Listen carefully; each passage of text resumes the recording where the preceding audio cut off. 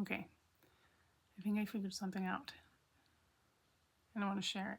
And talking to a camera is awkward. So I want to talk about neurodivergence and potentially seeing it in a new lens. So the current understanding of neurodivergence is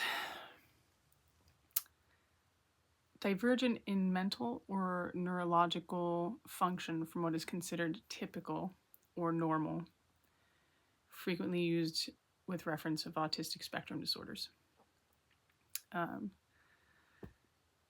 Now we'll talk about what's typical and normal, neurotypicals. I feel as though probably most of us have heard the idea that we live in a left brain dominated society.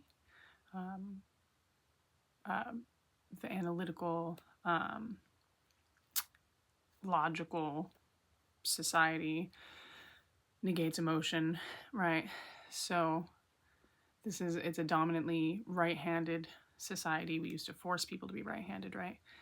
This heavily accesses the left hemisphere of the brain because the left hemisphere controls right motor function, right hemisphere controls left motor function, with more subtleties with fine motor and gross motor. But the base under, that's how that works, is crisscross there. And so most people being right-handed it's accessed left brain heavily. So neurotypical means left brain dominant, which also means dominantly left brain wiring of the DMN, which is the default mode network. Default mode network is our part of the brain that is automated, that becomes automated. Every being with a brain has a relatively base DMN. Motor function, all of this stuff is like patterned in the brain early on, becomes automated quickly, strongly in that very early malleable neuroplasticity. So a lot of these things become automated. These physical things become automated. Walking is a very good example of something that's part of our DMN. Running, things we don't have to think about doing anymore.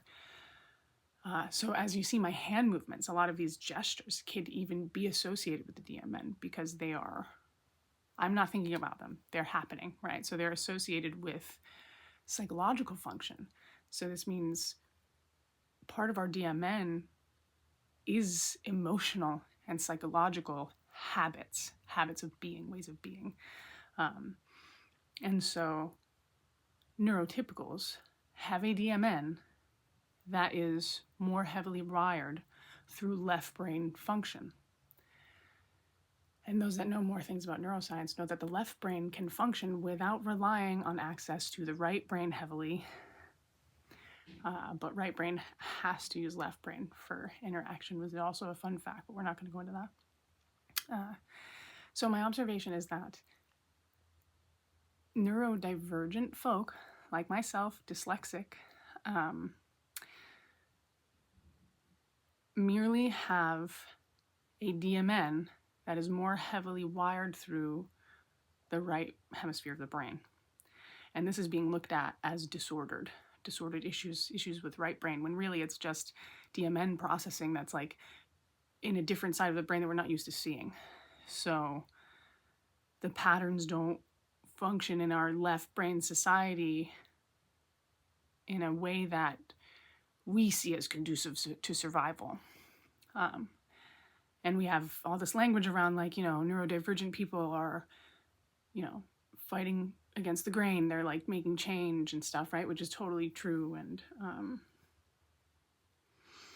I guess that's what I want to leave it at for now. There's a lot more involved around this I would love to add. I'm going to expound upon this immensely. If there's questions or anything anyone wants to add, like I would love for comments and additions. and I'll probably make another video. So I just want to keep it somewhat short with some big concepts here. I hope that came off okay.